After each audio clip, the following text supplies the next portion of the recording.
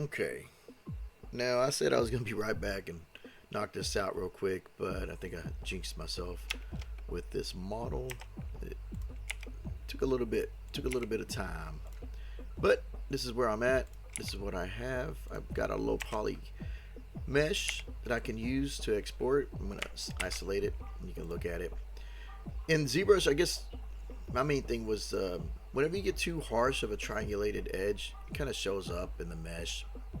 Even right here, you see that hard edge. Sometimes that'll show in the shadow, and it's not really something you want. But this right here, it kind of has a harsh edge anyway, so it kind of works out for this. I just wanted to kind of cover that. The next step for me is to create UV maps, and you can do that mainly through I use ZenUV, and I can pull up the website if you need, but it's something that you can look up, and it's not a bad plugin to have. I like using this.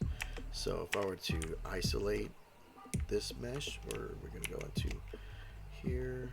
It's got like a hotkey. I didn't know, I push Shift T and it pops up this little window, and then I can go into Edit, go in here, isolate this. And what I'll do is probably just do my own cuts so that I can get a little bit cleaner layout. And then I can kind of see where I want to go with this. If you get too many broken pieces, what I notice in like Toolbag and stuff like that, it just doesn't translate well. So I'm holding the control to get this selected. I could probably go a little bit more outside that. We'll go out right here.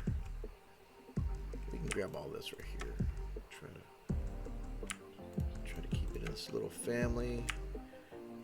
We'll keep that, and we're just gonna go in and make a selection. Let's go this way, and we'll go here.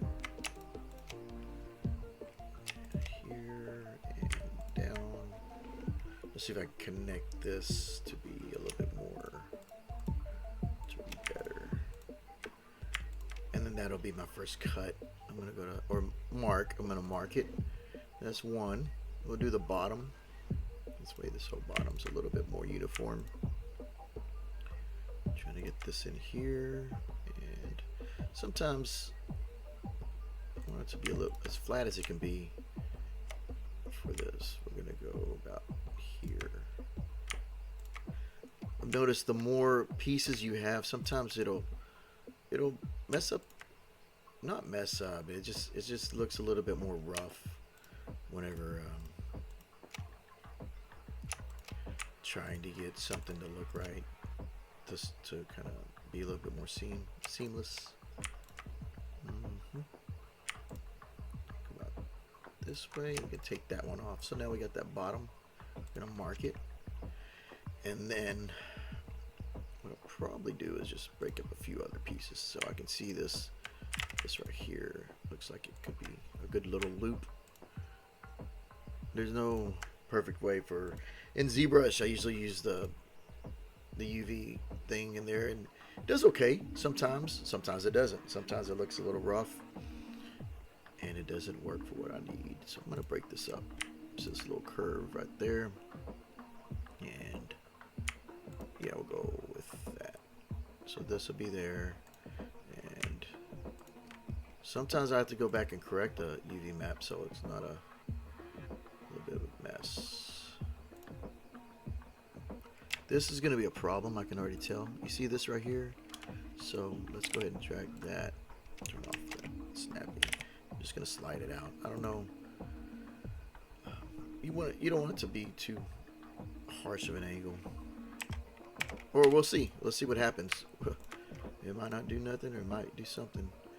The triangles, I tried to get away from it, but some of the angles were a little bit more of a triangle look on there. So let's see what we got here. Boom, and mark. So now we got a decent little segmented rock. This right here, we'll keep it. We'll see what it does, and I'll show you in a bit what this plugin can do.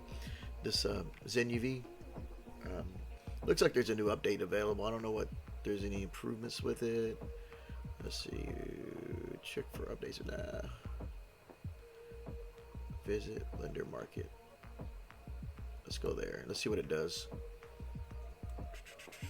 So this is more or less Zen UV. So let's see. Got all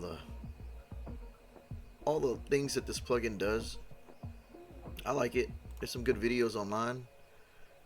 Find some stuff that I like to do. Look at, try to figure out how to be ways to get faster with this.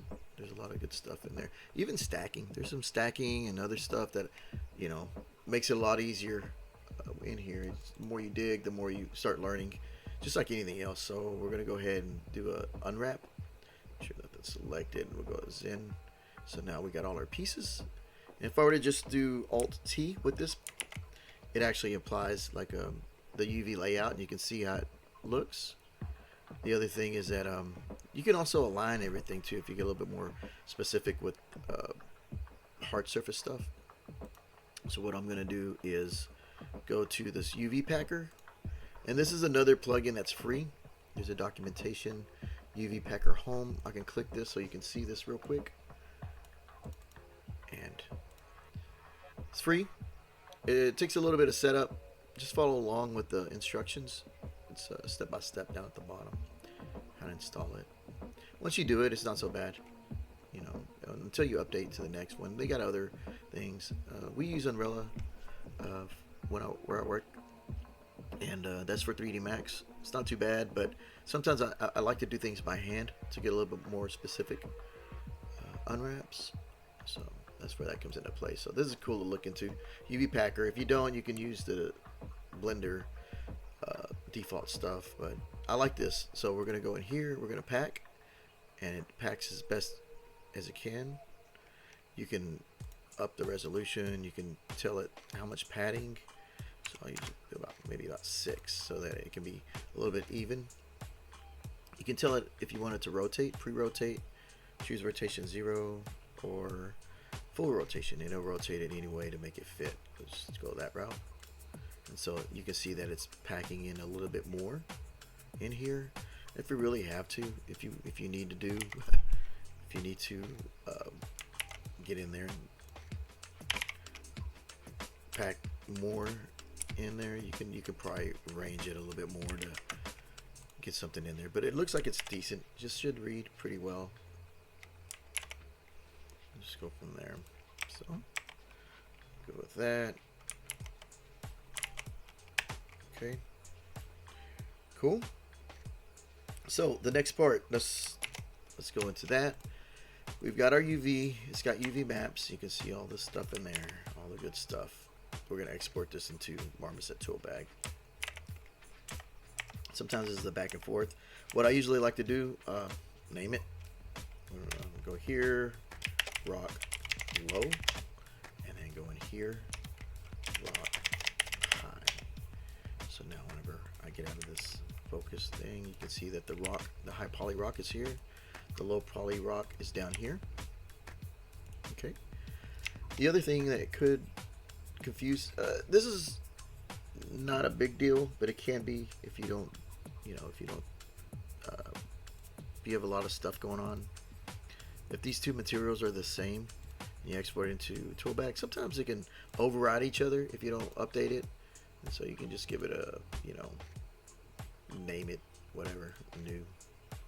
I guess this can be the high, and when I export it, hopefully it keeps this name. We'll keep it with the same name, because this will factor sometimes, and it get it confused if they have the same material and you export it into Toolbag, and then you're trying to do a bake and you're like wondering why it's overriding. It can be a little bit of a headache. It's a lesson that I've learned over time not to do. And I do that mistake often, or whenever you're in a hurry, sometimes things can be overlooked. But you can see how much the lower poly is just kind of there, and then the higher poly is just sticking out just a little bit. Shouldn't be too big of a deal. We're gonna see what it does. We're gonna export this out. Let me export this out, and I'll jump back into Toolbag, and we'll go from there. All right, let me save this, save it, incremental save, and go from there. Okay, so I changed my mind. I'm going to show this export process just for anybody who is kind of in the dark. This is new. Maybe they don't know. I don't know. Maybe, I was changed my mind about not showing this part. So let's go to export, FBX, export. I'm going to export the high poly mesh. We can export both, but sometimes it's easy to do one at a time to kind of be a little more clear. This is the one from ZBrush. I'm going to go to selected objects. I really don't mess with anything else. You can, if you're going to go to 3D Max, you can change your scale, whatever you're going for that. But for going to Toolbag, we'll name it rock underscore high. There's a better documentation online to explain how to use in Toolbag, but that's the way I name my stuff. Export FBX, so we're going to export the high poly. And it's doing its thing, thinking. We're going to do the low poly next. Sometimes if your poly count is too high, it'll hit Toolbag a little differently, but should be fine. I've done pretty high poly mesh exports before, so it'll run a little slower sometimes, but other than that, this newer version, I'm hoping that it's not too bad. So we're going to do the same, keep selected objects, export. So this should be a lot faster since it's smaller.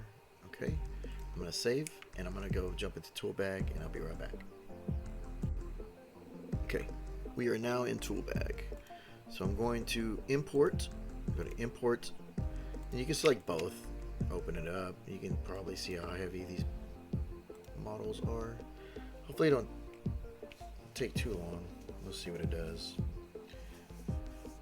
But what I'm going to do is import those models that have gone, it's a few hurdles when you go from ZBrush to Blender. I could have stayed in ZBrush. I like staying in ZBrush, but sometimes the remesh tools are a little clunky, and I feel a little bit faster in Blender.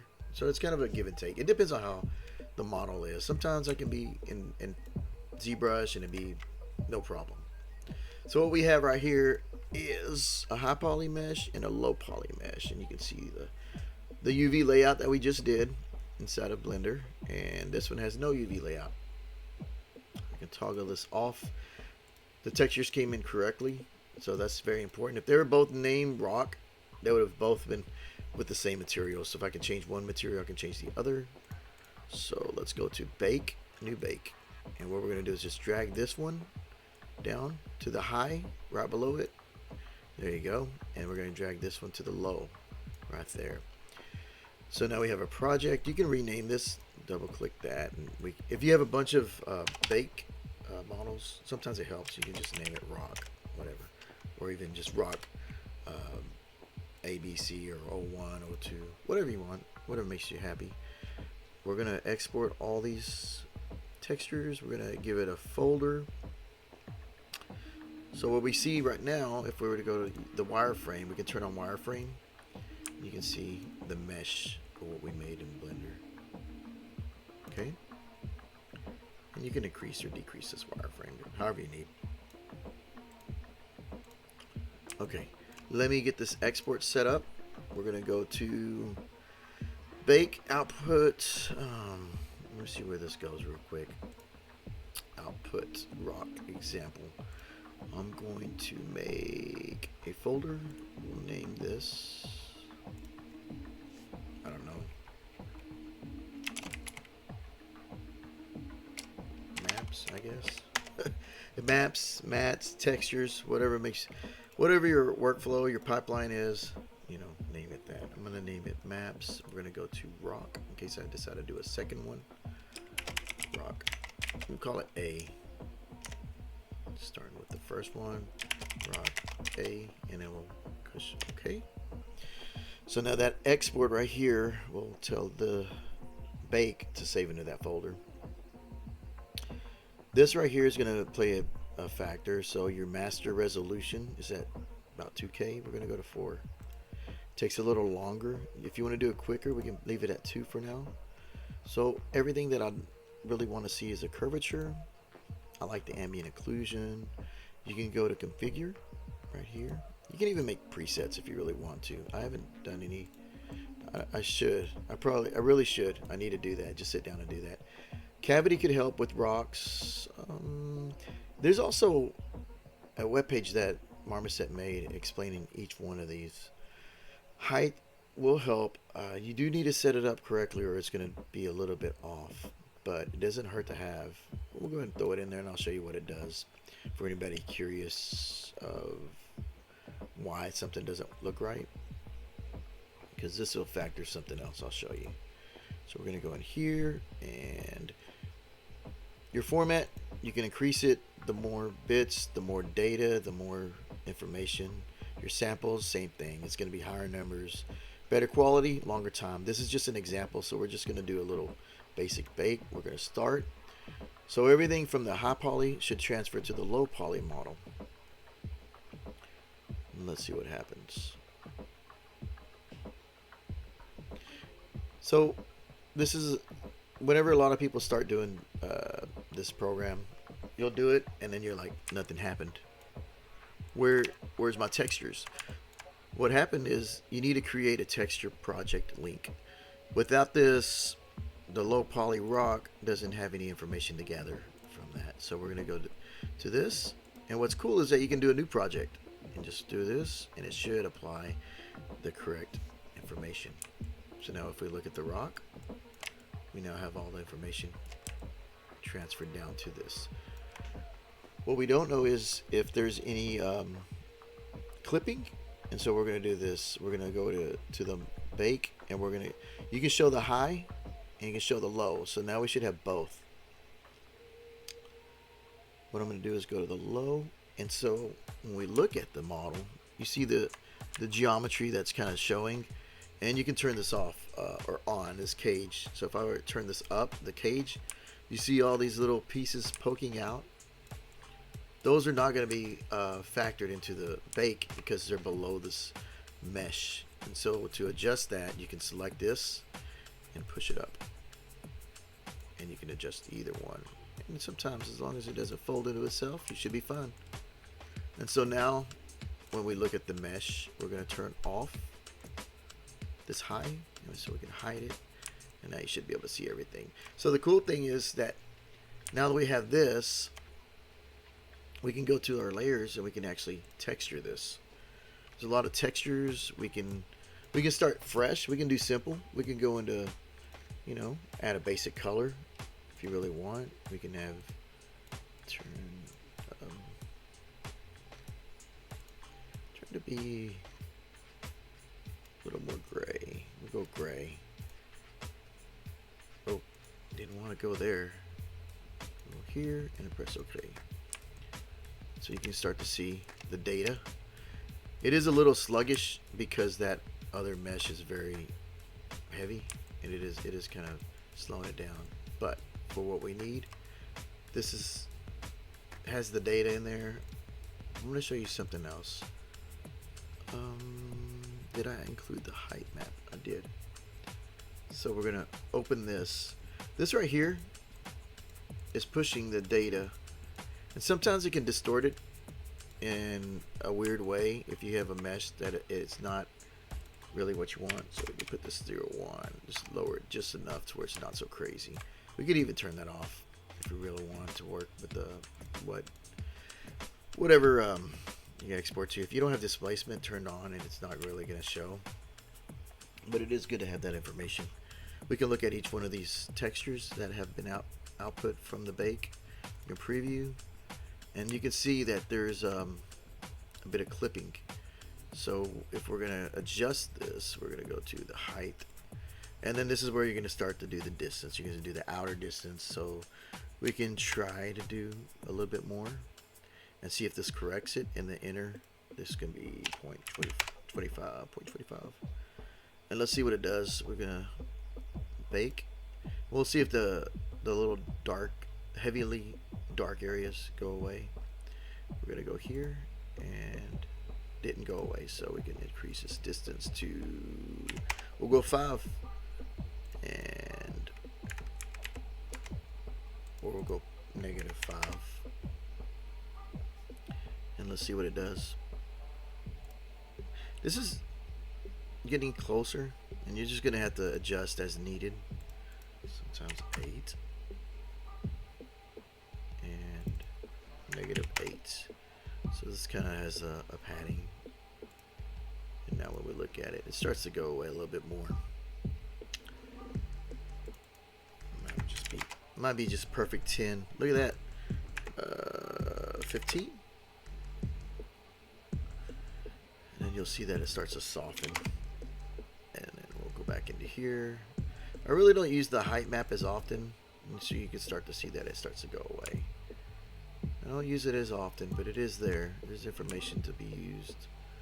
But we'll kind of carry on from here. Let's go to our layers. Go back into, this is going to be this project. This project is pointing to this when we go to that material. And if you got more than one, it'll show. If we want, we can go to our occlusion and add an occlusion. So everything's cool. We don't need the displacement. We don't need the metalness and roughness. But now you can start to see all that detail that's been projected on. And if I were to turn on the wireframe, you can see that it's still a low poly model on here. And if I were to rotate the lighting, you can start to see that it's playing on there. I should save. I'm going to need to save this file. So let's do that. Let me turn this off. Let me make a file. Let me save this real quick. Okay, we got a file saved. Or at least I thought I did. There it is. Alright, so this is pretty cool. We can increase, decrease. This is where it starts to get a little bit more fun. This is what I like to do, is because you've got all this data. Now we can put this in a scene, and even with the bare bones of whatever we've baked onto this, still has a lot of information. Going from ZBrush to wherever, we can increase, decrease, sharpen, unsharpen. This is just the occlusion layer. So now what if we want more? We're going to drop another one. We got the curvature. We can turn off this, and even this one, we'll turn this off and isolate it. And you can start to see that you get that edge, and we can just turn off all this other stuff, right? We don't need a bump. Okay, so here we go. The displacement, turn that off. Keep this, and now we can start to play with some of this little edge. Looks like a little bit of wear and tear, and so we can go from there. Turn this on, and then since this is blending, the standard is going to override anything, right? But we can go to add, and we can go to multiply, overlay, and the other thing is we can inverse this too, so we can get a little bit different look. And so that's another thing we can do.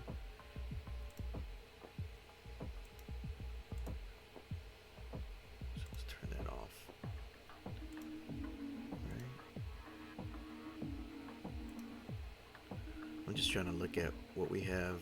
So we got this. I'm gonna go to see, and then you can kind of see where it's gonna go. So you start getting those edges in there. If we turn on the occlusion, we got this. We'll need to put multiply, so it can kind of go one on top of the other, and just kind of play around with some of the detail. Vito would probably need to lighten a little bit. Just playing around. And find one that has a better look to it. See, look at that. You get those edges a little bit. You can rotate the lighting. It looks a little bit kind of like slick rock, so we can adjust this just enough. There we go. So that's most of, like, kind of going back and forth with this. The other thing we can do, if you want, we're going to go to materials, and then we're going to open up a folder, and you can go to stone. That's down here. Let's read it. My hard drive is being a little bit slow right now. But what we can do now, let's see if it'll load. Come on, computer. Just trying to wake up.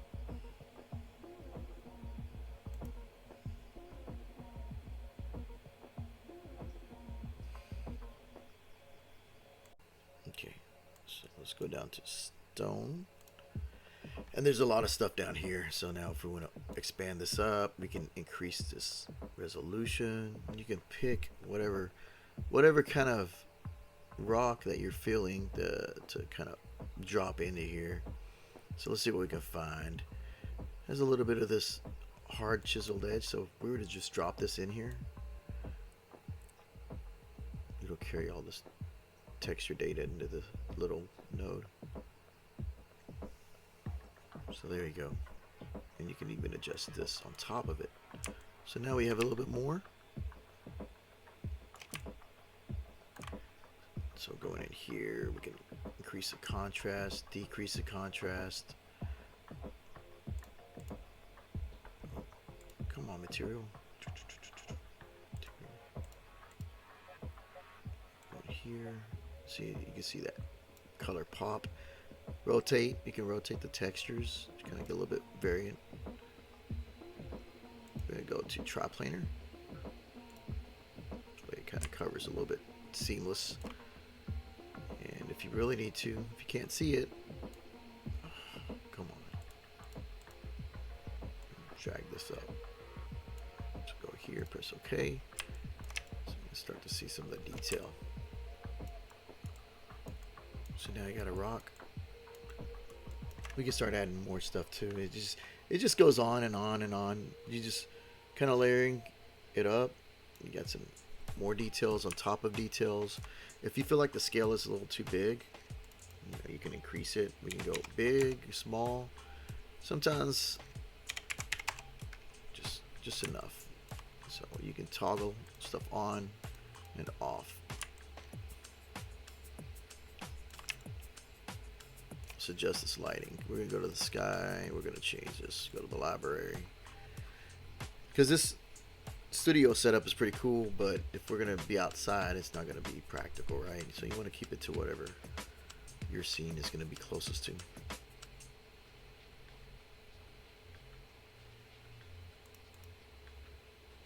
So you start to see a little bit more detail, shows up a little bit better. So I'm gonna rotate, get that look.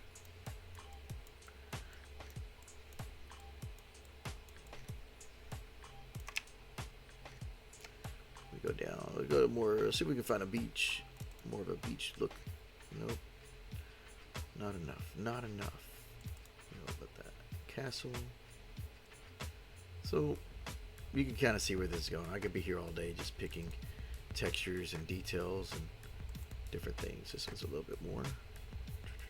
What about that one? There we go. So we can start rotating. And if we increase this resolution, we can go to ray trace rendering. Turn that on, and then you got a little bit more detail to show. So you can start seeing the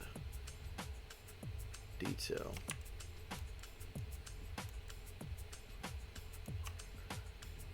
We can get a little bit more advanced after a bit, but for now this is pretty straightforward. You can also layer other stuff on here. You can put mask between textures, but this is just kind of a quick example. So let's go ahead and save, and I'm going to stop here for the day. This is about into my lunch, but I'm going to try to continue on and showing the export back into Blender, because if we really want to, we can start you can go to town. You can start texturing, painting, and everything else, but I just really wanted to show a basic baking back and forth kind of stuff like that. You could even do a direction layer to kind of give like a direction. You can do dirt on top of all this. So that's another thing. Turn all that off, and then you can start to give more details, and you can put grunge. It just goes. It's never ending. You'll just kind of balance your time between this and the deadline you have. But this is one rock we made. Pretty straightforward, pretty simple, nothing crazy. If I turn on the texture wireframe, you can see that it's just using the data from the high to the low. If I turn this off, let's go to the main thing. We're going to turn off the low and turn on the high, and you can see So all this data can go into there. Pretty neat. I'll export this out in the next video and show you what it looks like in Blender. So.